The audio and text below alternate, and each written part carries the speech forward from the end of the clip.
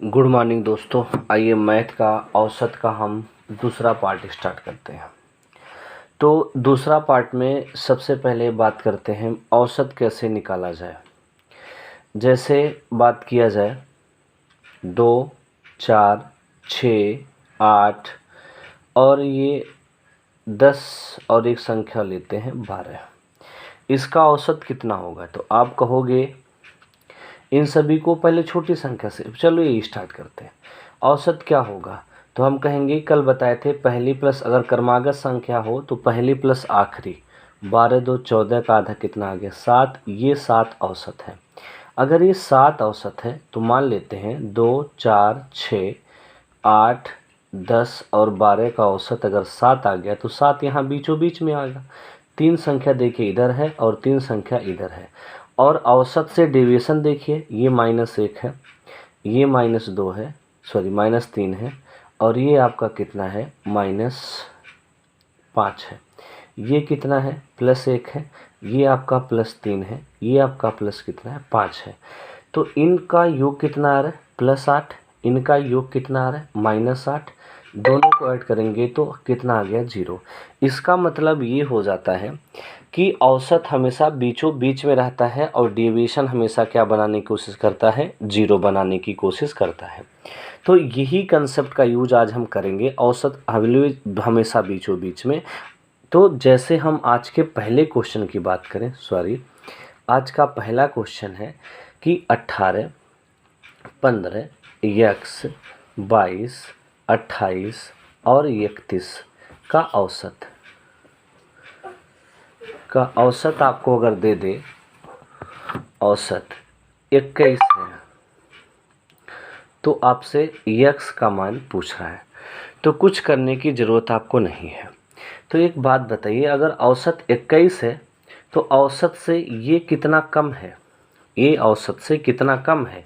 तो आप कहेंगे -3। ये औसत से कितना कम है? -6। औसत से कितना कम ज़्यादा है? इससे कोई फ़र्क नहीं। औसत से ये कितना कम या ज़्यादा है? तो आप कहोगे 1 ज़्यादा है।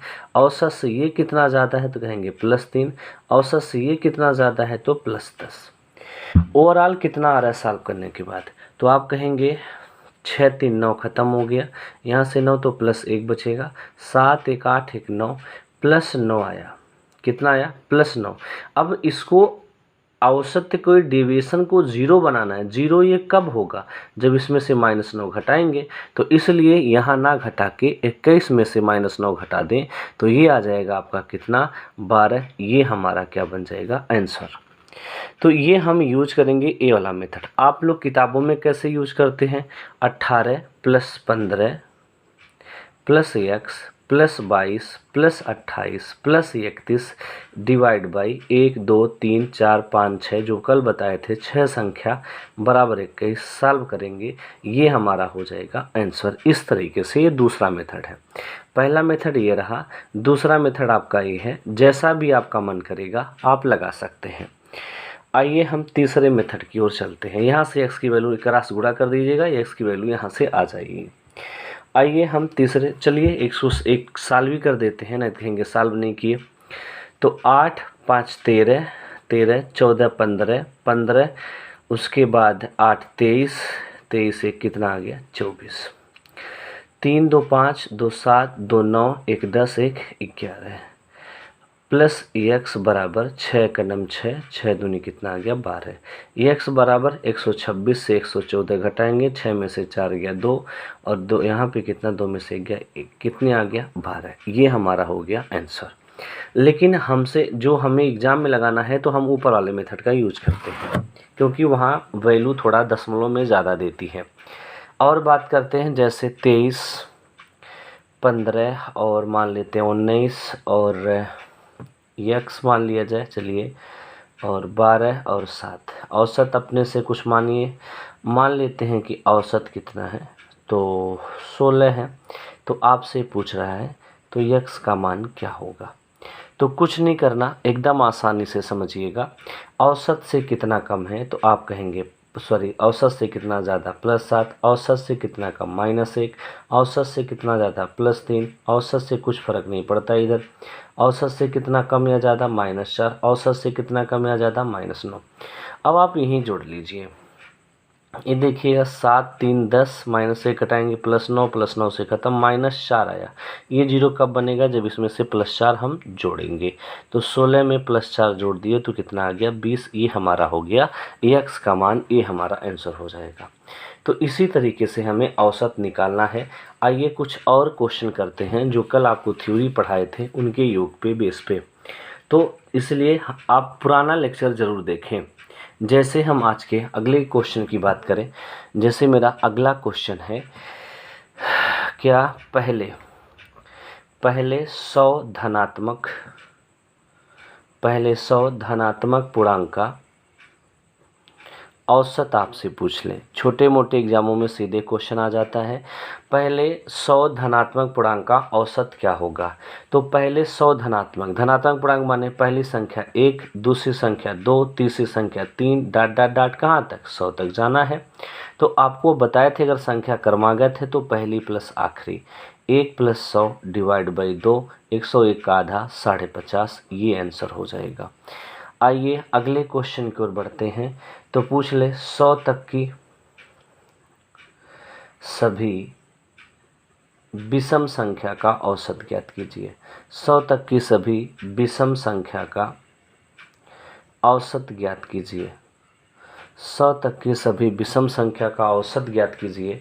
तो कुछ नहीं करना, 100 तक की सभी विषम संख्या चाहिए तो पहली संख्या 1 होगी, अगली संख्या 3 होगी, अगली संख्या 5 होगी। 100 तक तो 100 तो सम है तो उसके पहले 99 आई होगी। तो पहली प्लस आखिरी क्रमागत है ये है, तो कितनी हो जाएगी? पहली प्लस आखिरी 1 + 99, 100 का आधा कितना? 50। ये हमारा हो गया आंसर। बताइए, पेन कलम भी उठाने की जरूरत नहीं पड़ेगी अगर आपको नियम कानून पता हो तो। आगे आपसे पूछ रहा है प्रथम 50 प्राकृत संख्या का औसत आपसे पूछा है। प्रथम 50 प्राकृतिक संख्या का औसत। अब आप पूछेंगे प्राकृतिक संख्या क्या होती है? तो 1 2 3 डॉट डॉट डॉट जो भी हो प्राकृतिक संख्या कहलाती है। इसमें 0 नहीं आएगा, माइनस नहीं आएगा, दशमलव नहीं आएगा।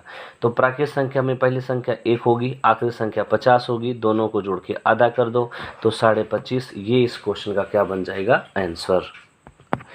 आपको हम कल बताए थे कि n क्रमागत या n लगातार सम संख्या का औसत क्या होगा? सम का योग पूछे थे तो आप कहे थे n/n + 1। अगर आपसे औसत आज पूछ ले तो क्या करोगे? n से जितनी संख्या होती है उतना भाग देते हैं तो औसत हो जाएगा n + 1। यहीं अगर विषम आ गया होता तो आपको कल पढ़ाए थे, कल का लेक्चर प्लीज़ रिक्वेस्ट है वो जाके देखें। तो n² होता है योग, n से भाग देंगे तो औसत कितना हो जाएगा? n औसत हो जाएगा। कल आपको बताए थे। इस पे भी आपको क्वेश्चन करना है। जैसे क्वेश्चन एग्जाम में कैसे पूछा जाता है, लगातार 40 सम संख्या का औसत क्या होगा?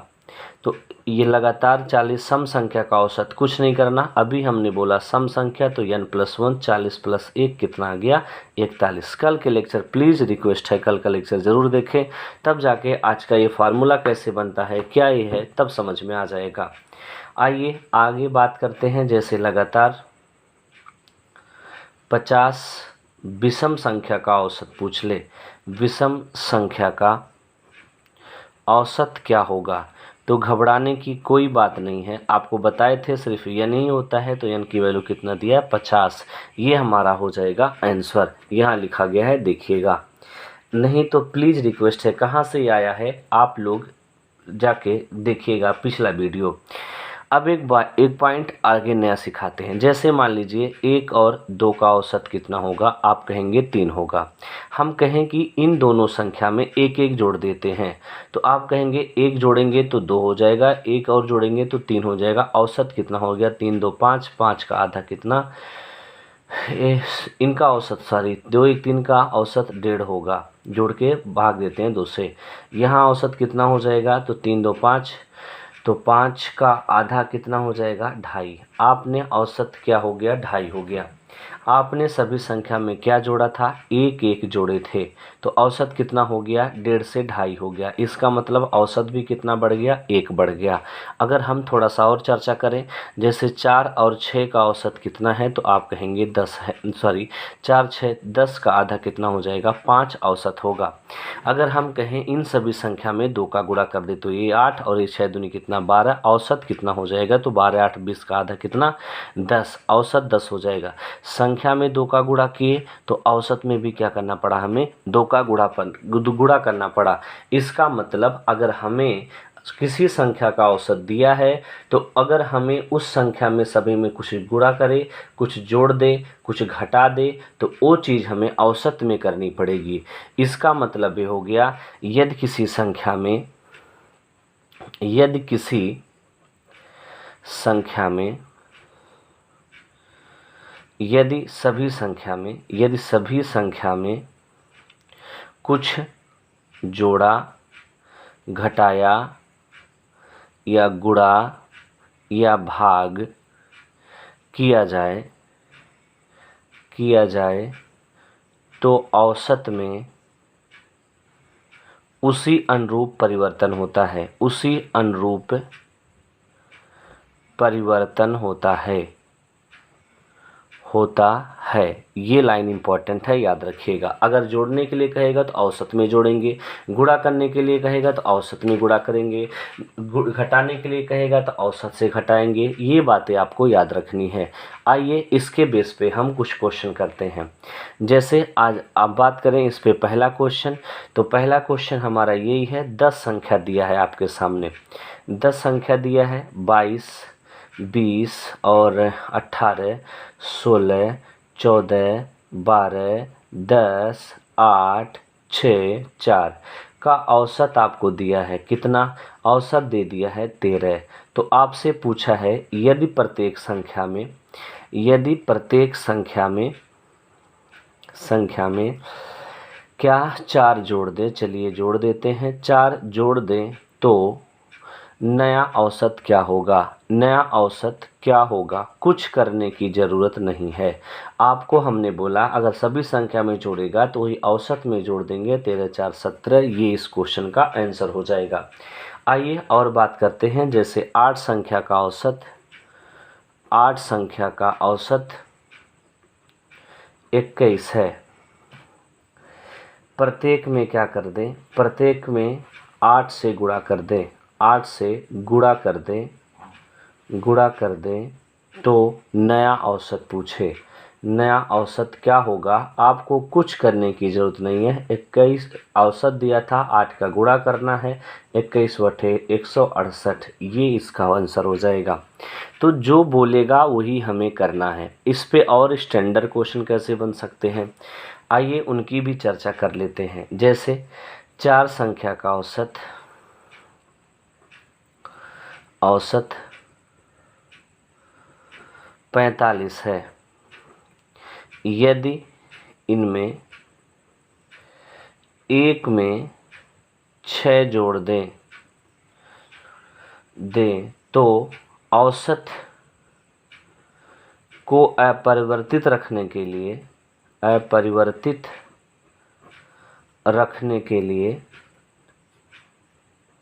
लिए शेष में क्या बदलाव करना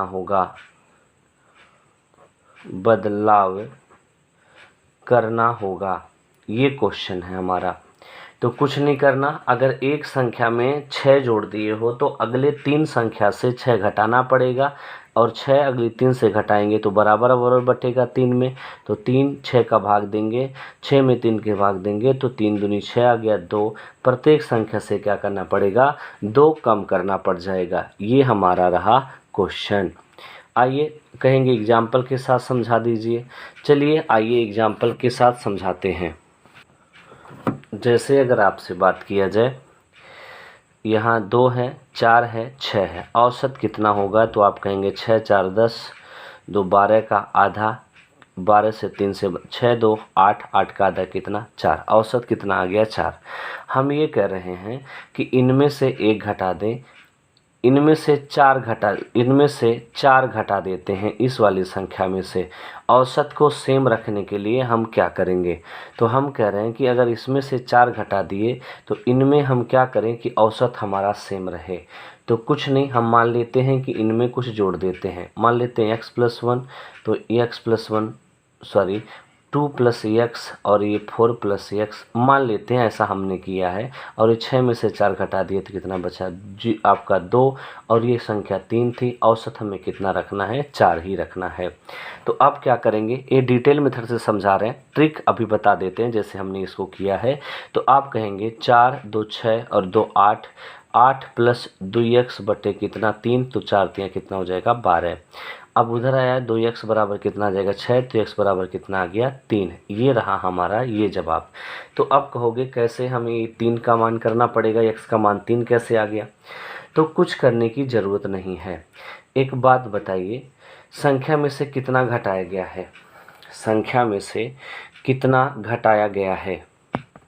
देखिएगा यहाँ पे थोड़ा सा हमने मिस्टेक कर दिया। 4 2 6 2 कितना होगा 8, ये हो जाएगा 4, तो x की वैल्यू कितनी आ गई 2। प्रत्येक संख्या में क्या करना पड़ेगा, 2 जोड़ना पड़ेगा। देखिएगा दिख रहा है।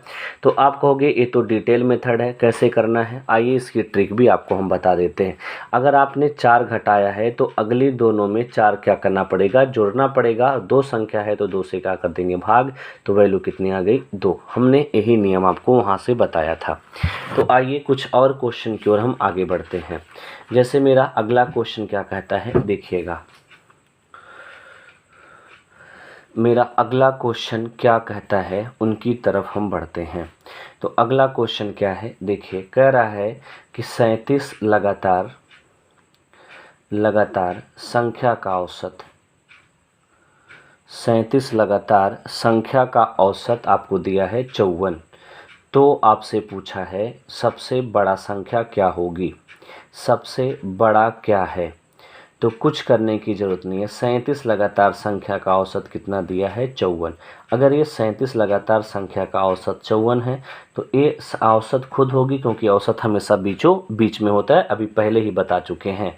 अगर ये औसत है, अगर ये संख्या है तो 37 संख्या कुल थी, एक संख्या ये हो गई तो 18 संख्या इधर होगी और 18 संख्या इधर होगी, क्योंकि औसत से संख्याएँ बराबर बराबर दूरी पर होती हैं और सेम संख्याएँ होती हैं। तो ये 18 संख्या इधर, 18 संख्या इधर, तो 54 में क्या करें हम 18 जोड़ दें तो हमारा आंसर आ जाएगा 8 4 12 5, 8 4 12 5 1 6 1 7 72। इस क्वेश्चन का क्या बना आंसर। अरे 54 हमारी एक संख्या खुद है, तो 18 संख्या हम इधर जाएंगे तो कौन सी संख्या मिलेगी 72। ये हमारा हो गया आंसर। आइए हम आगे बढ़ते हैं अगले क्वेश्चन की तरफ। जैसे मेरा अगला क्वेश्चन क्या कहता है, देखिएगा क्वेश्चन है 9 लगातार धनात्मक पूर्णांक का औसत, धनात्मक पूर्णांक का औसत 63 है, तो सबसे बड़ा पूछा है। कुछ करने की जरूरत नहीं है। अगर धनात्मक पूर्णांक लगातार है, सम विषम की बात नहीं, तो एक संख्या खुद होगी। अगर एक संख्या खुद है 9 में से तो 4 इधर हो जाएगी और 4 इधर हो जाएगी, क्योंकि 8 संख्या ये और एक संख्या ये। तो बड़ा पूछा है, 63 में 4 जोड़ देंगे तो कितना आ जाएगा 67। अगर आप ऐसे नहीं आता तो एक संख्या खुद है, 63 के बाद क्या आती है 64, 64 के बाद 65, 65 के बाद 66, 66 के बाद 67। 4 संख्या आई कि नहीं आई, ऐसा भी हम कर सकते हैं। लेकिन हमें इतना पापड़ बेलने की जरूरत नहीं है। अगर हमें वैल्यू बड़ा दे देगा तो हम गड़बड़ा जाते हैं। जैसे 37 दिया था तो क्या 18 संख्या जोड़ेंगे जाएंगे उधर क्या लिखने, नहीं, सीधे जोड़ के उत्तर लगा देंगे। आइए हम आगे क्वेश्चन पे बात करते हैं। जैसे बात कर लिया जाए 44 क्रमागत विषम संख्या का औसत, विषम संख्या का औसत 44 क्रमागत विषम संख्या का औसत आपको दे दे 144 है। तो आपसे पूछ रहा है सबसे बड़ा क्या होगी, सबसे बड़ा संख्या क्या है। तो कुछ करने की ज़रूरत आपको 1% नहीं है। देखिएगा 144 क्या है, औसत दिया है कितनी संख्या का, 44, विषम संख्या का।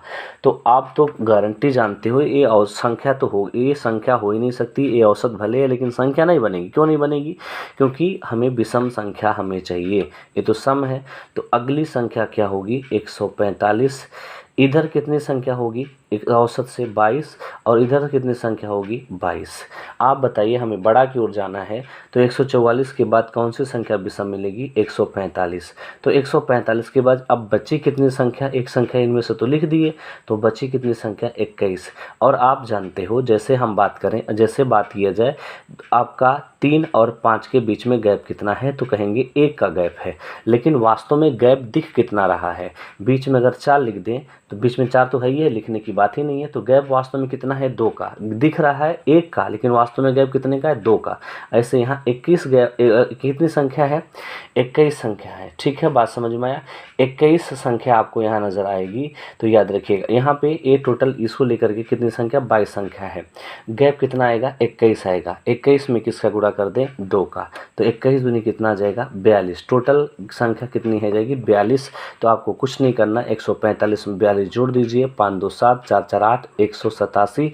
इस क्वेश्चन का क्या हो जाएगा, आंसर। तो एग्ज़ाम में अगर हमें ऐसा क्वेश्चन मिलता है तो हम ऐसा ही सॉल्व करते हैं। तो मिलते हैं अगले नए वीडियो के साथ, औसत के तीसरे लेक्चर के साथ। अगर ये वीडियो आपको पसंद आया हो, अगर हमारा टेक्निक पसंद आया हो, हमारा तरीका पसंद आया हो, तो प्लीज़ वीडियो को लाइक कीजिए, शेयर कीजिए, सब्सक्राइब कीजिए। तब तक मिलते हैं नए लेक्चर के साथ। धन्यवाद दोस्तों।